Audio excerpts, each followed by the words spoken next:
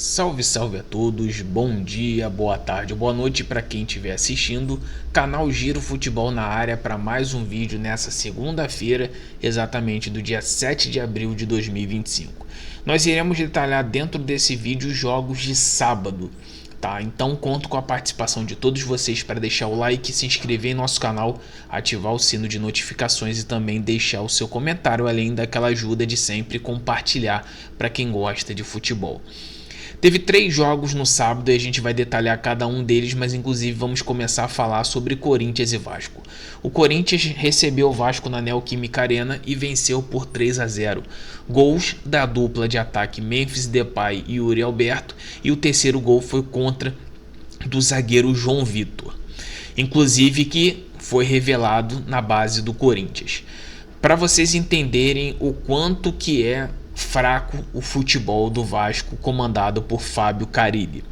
Vamos começar a falar primeiro sobre o Corinthians e aí depois a gente emenda acabando falando sobre o Vasco. O Corinthians aproveitou um resultado na primeira rodada contra o Bahia, onde colocou boa parte dos reservas pensando na Sul-Americana, também muito com o desgaste da final do Campeonato Paulista, e conseguiu mesclar um pouco através do técnico Ramon Dias. Isso ficou bem evidente com o time, a aceleração que o time colocou dentro do primeiro tempo, e no segundo tempo o resultado poderia ter sido pior se o Daronco não tivesse anulado 2 gols do Corinthians, que ainda dá margem para dúvida.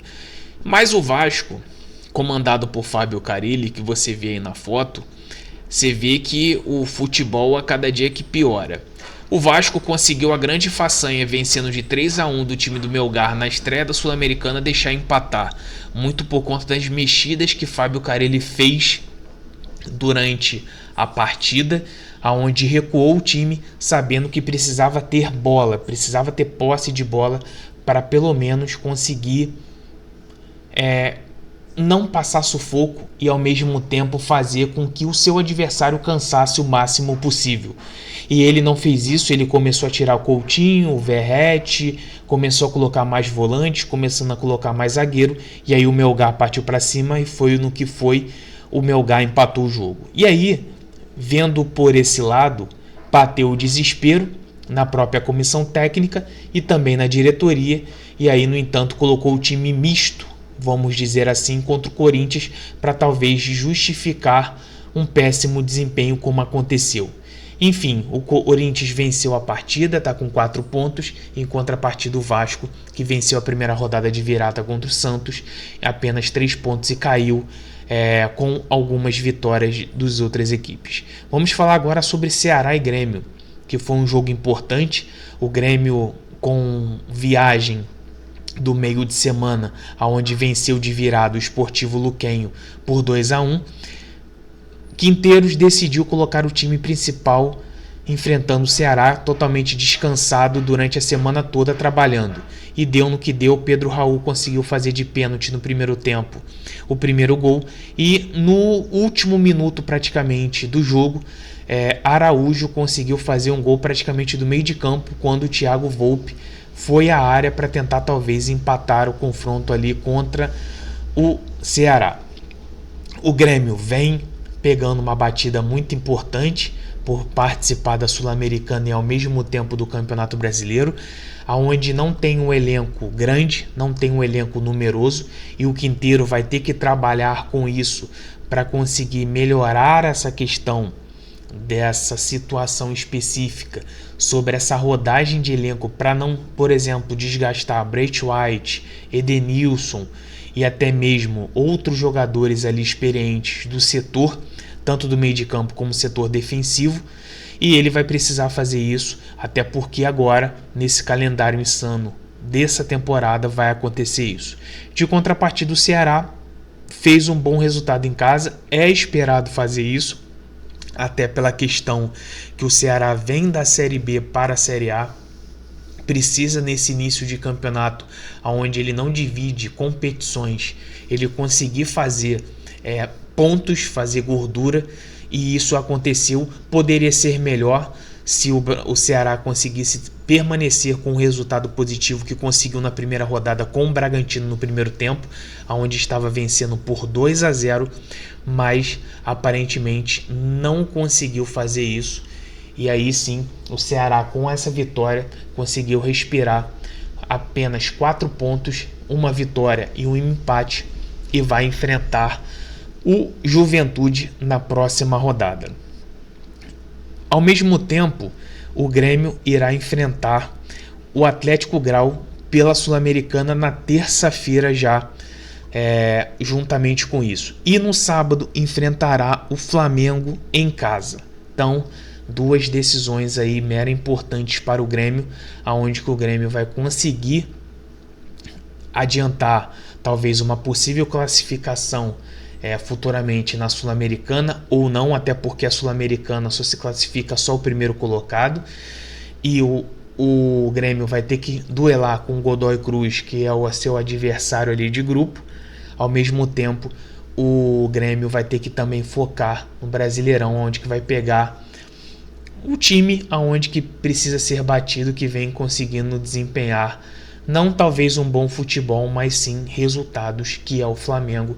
Então o Grêmio terá um jogo bastante difícil em relação a isso.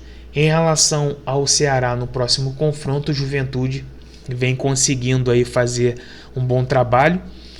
Perdeu o último jogo contra o Botafogo, mas enfim, é um confronto ali direto para as pretensões das duas equipes. Quem estiver assistindo aí, deixa aquele like, ajuda a fortalecer bastante aí o nosso trabalho.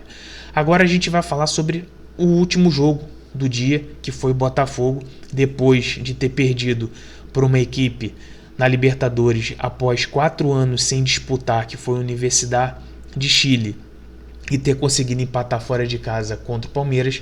O Botafogo venceu por 2-0 o Juventude, gol de Igor Jesus no primeiro tempo, e Matheus Ponte no segundo tempo fez o segundo gol. No finalzinho da partida ainda teve o terceiro gol do Botafogo, mas foi praticamente anulado. Renato Paiva vem conseguindo dar dinâmica para esse time, no entanto que ele acaba sendo colocado o mesmo esquema que o Arthur Jorge teve êxito na temporada passada, ele colocando as mesmas práticas.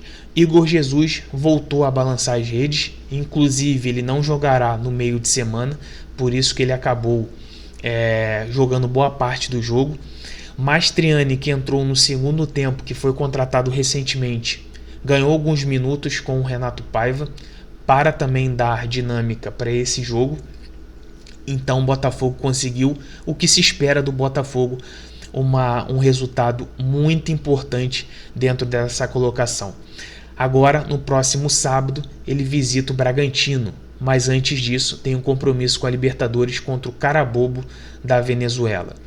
Já o Juventude vai enfrentar o Ceará em campo e vai ter o seu mando de campo aí, principalmente em relação a isso. O Juventude, que venceu a primeira rodada contra o Vitória em casa, que praticamente era um confronto direto, vai ter um próximo confronto direto também em relação ao Ceará na próxima rodada.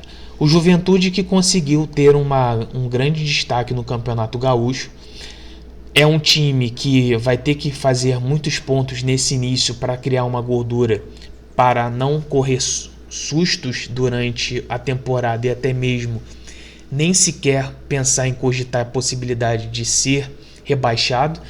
Vem reformulado através do serviço do trabalho do Fábio Matias, que é um bom treinador, que vem conseguindo ser uma boa revelação aí durante o futebol brasileiro, e o Juventude vai precisar fazer o seu mando de campo, o seu fator principal, para conseguir esses pontos importantes para permanecer na primeira divisão. Esse é o nosso vídeo dessa segunda, que vai ser lançado agora pela manhã. Conto com a presença de todos vocês. Participem, deixe o seu comentário, assista esse vídeo até o final e deixe um like. E se puder, dar aquela compartilhada, ajuda bastante aqui o nosso trabalho.